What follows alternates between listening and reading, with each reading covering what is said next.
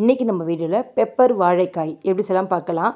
நல்லா chicken taste மாதிரி ரொம்ப சூப்பராக இருக்கும். வாழைக்காய் இந்த மாதிரி சைஸில் கட் பண்ணிக்கோங்க. ஒரு விரல் அளவுக்கு இந்த தடிமனில் கட் பண்ணி வச்சுக்கோங்க. தண்ணி ஊற்றி நல்லா அதை தண்ணி மூடுகிற அளவு ஊற்றி வேக வச்சுருங்க. அது வேகிற கேப்பில் நம்ம மசாலா ரெடி பண்ணலாம்.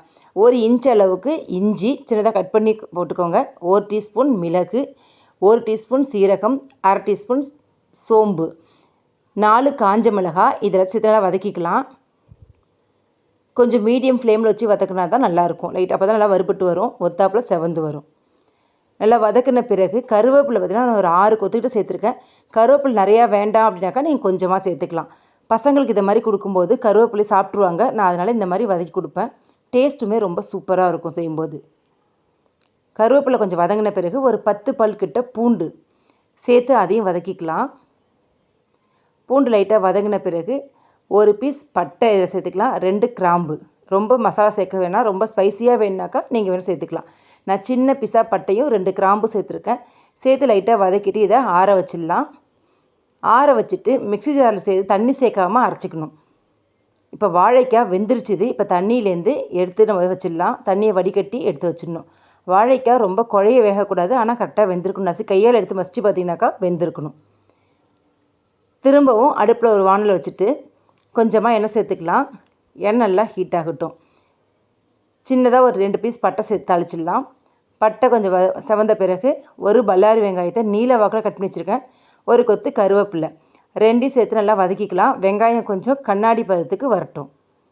வதங்கின பிறகு இதில் ஒரு 1/2 டீஸ்பூன் அளவுக்கு மஞ்சள் தூள். நீங்கள் மஞ்சள் தூள் வேணுனாக்கா வாழைக்காய் வேக வைக்கும் போது வாழைக்காயிலே சேர்த்து வேக வச்சுக்கலாம். நான் அப்புறமா சேர்த்துருக்கேன் இன்றைக்கி. சேர்த்து நல்லா வதக்கி விட்டுடலாம். அந்த பச்சை வாசம் மஞ்சத்தூளுடைய வாசம் போகிற அளவுக்கு வதக்கிடுங்க. இப்போ வதக்கின பிறகு நல்லா வதங்கிடுச்சுது. இப்போ நம்ம வடிகட்டி வச்சுருக்க வடிகட்டி வச்சுருக்க வாழைக்காவை இது கூட சேர்த்துடலாம். உங்களுக்கு வாழைக்காயில் உடனே சாப்பிட்ணும் அப்படின்னாக்கா நீங்கள் வேணால் அதில் உப்பு போட்டு வேக வச்சுக்கலாம். நம்ம இடித்து வச்சுருக்க தூள் நம்ம தண்ணி சேர்க்கலன்னா அப்படியே தான் நான் இதை மிக்ஸியில் சேர்த்து நல்லா நைஸாக அரைச்சிருக்கேன். தேவையான அளவுக்கு உப்பு சேர்த்துட்டு நல்லா மிக்ஸ் பண்ணி விட்டுடலாம். தண்ணி இதுக்கு தேவை கிடையாது. இந்த வாழைக்காயில் தண்ணி ஈரப்பதம் இருக்கும், அதனால் அப்படியே மிக்ஸ் பண்ணி விட்டால் போதும்.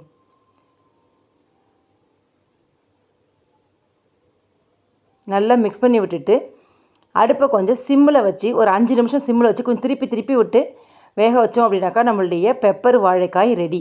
ரொம்பவே சூப்பராக இருக்கும். நம்ம பெப்பர் சிக்கன் சாப்பிட்ற டேஸ்ட்லேயே தான் இது இருக்கும். நல்லாயிருக்கும், செஞ்சு பாருங்கள். ரொம்ப டிஃப்ரெண்ட்டான டேஸ்ட்டில் நல்லாயிருக்கும். கடைசியாக மல்லித்தழை தூவி நம்ம சாப்பாட்டுக்கு பரிமாறிடலாம். இது சாம்பார் சாதம் எல்லா சாப்பாட்டுக்குமே சூப்பராக இருக்கும். செஞ்சு பார்த்து எப்படி இருந்துச்சுன்னு கமெண்ட் பண்ணுங்கள். சேனலுக்கு சப்ஸ்கிரைப் பண்ணுங்கள்.